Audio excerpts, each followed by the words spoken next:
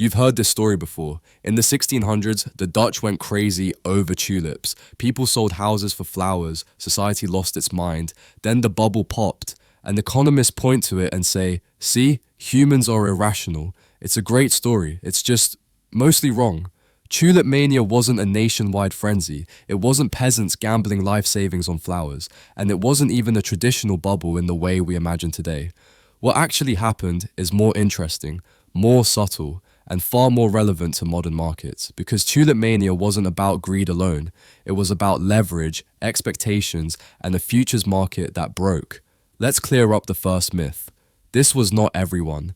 The average Dutch citizen was not speculating on tulips.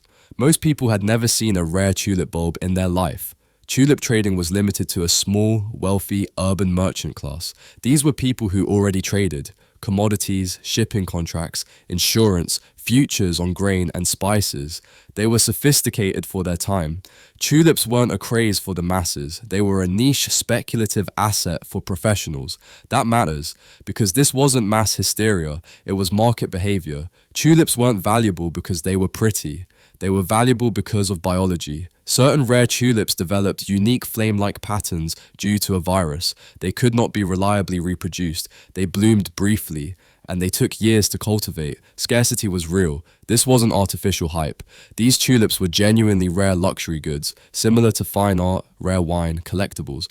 Owning one was a status symbol among elites. Prices rising didn't look insane at first. They looked logical. Here's where the story actually gets interesting. Most tulips were not traded as physical bulbs. They were traded as contracts. Agreements to buy or sell a bulb at a future date, usually after the growing season. In other words, Tulip Mania was largely a futures market. No upfront payment, minimal deposits, promises to settle later. Sound familiar? This is where leverage enters the story. People weren't paying full prices, they were betting on future prices. That changed everything. Leverage does one thing very well. It makes small price moves feel enormous, because you control something valuable without fully paying for it. As prices rose, contracts multiplied. People traded promises on promises, not because they were irrational, but because the structure encouraged it.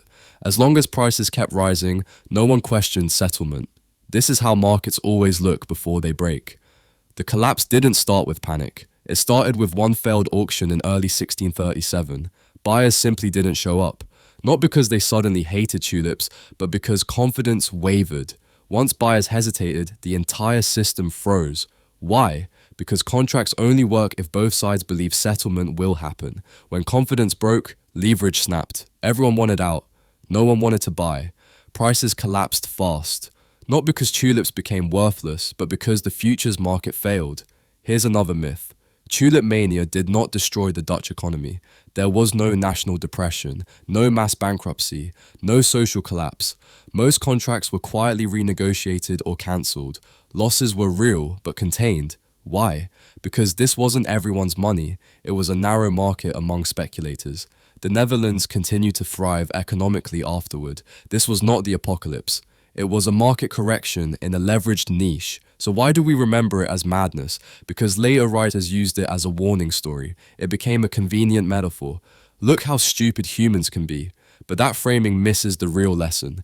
Tulip Mania wasn't about stupidity. It was about structure. Specifically, leverage, deferred settlement, confidence-based pricing. The same ingredients show up in every modern bubble. Tulip Mania isn't relevant because of flowers. It's relevant because of how markets break, not from insanity, from incentives. When leverage rises, when settlement is delayed, and when prices depend on belief, markets become fragile. They don't need panic to collapse. They only need hesitation. Tulip Mania wasn't a warning about greed. It was a warning about leverage without limits, about markets built on expectations instead of cash flow, about confidence doing the heavy lifting. History didn't show us that people are foolish. It showed us that systems matter more than psychology. And once you understand that, you stop laughing at the past and start recognizing the pattern in the present. That's what Capital Unlocked is about. Not mocking history, but learning from it properly, because bubbles don't look like madness while you're inside them. They look like innovation, until the contracts stop clearing.